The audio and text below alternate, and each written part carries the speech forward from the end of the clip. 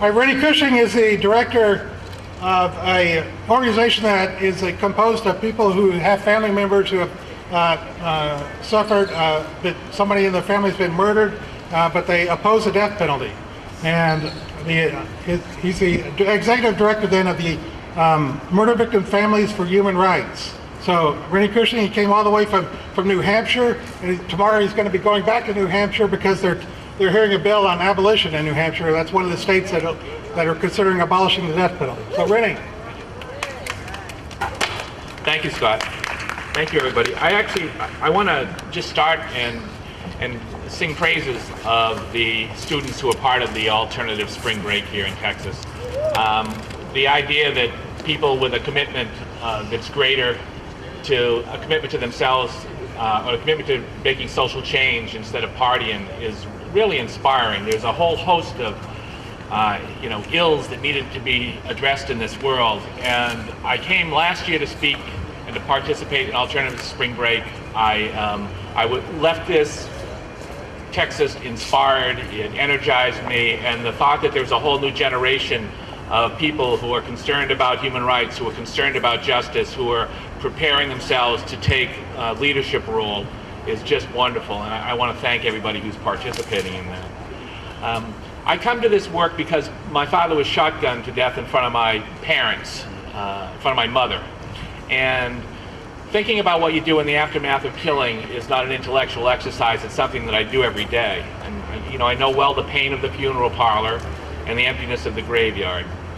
And we live in a society where there's a presumption that everybody who's had someone murdered wants to see the person responsible for that put to death. And as a consequence, our public officials feel that they're under a moral obligation to provide this execution solution to victims' pain. And that's why we see in Texas and in 36 other states in this country this death penalty. Well, I'm here to say that the notion that everybody who's had somebody murdered wants to see a ritual killing of the person responsible for taking their loved one's life is a myth. That there's a variety of perspectives on that.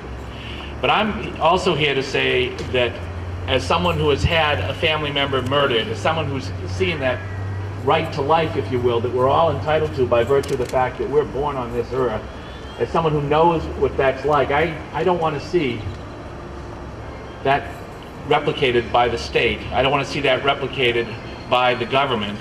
And I don't want to create another grieving family.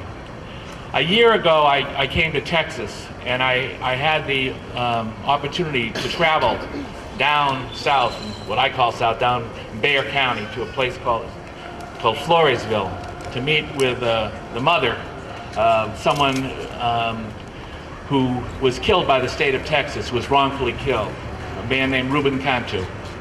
And I have to say, there's something about being in the presence of a mother who's lost her son to homicide, be it by the state, be it by an act of criminal murder, be it by the act of terrorism, that rips you apart. You can't help but feel that that primal pain. And I know that as someone who speaks on behalf of family members of victims of criminal murder, it's also important to speak on behalf of family members of executions of murder that was done by the state. And one of the things that we need to realize is that we need to remember, it's not just an individual that we're putting to death, but we're creating an entire grieving family. We're adding to the circle of pain. We're creating more victims. I salute people here in Texas. I know that the struggle for human rights, you face tremendous challenges here, but I want you to know that you are not alone, that there are people throughout this country, throughout this world, this nation, who are looking to Texas and who are looking forward to the day where Texas and its state government joins the rest of the civilized world and puts an end to the death penalty. And I want you to know that when you go out there and you speak to the lawmakers, you speak to your neighbors, you speak to public officials, you speak to those with whom you come in contact, and you tell them that you oppose the death penalty, I want you to remember and tell them that you do so not just in your name, but also in the name of people like me who've had family members murdered. Thank you. Oh, no, no, no.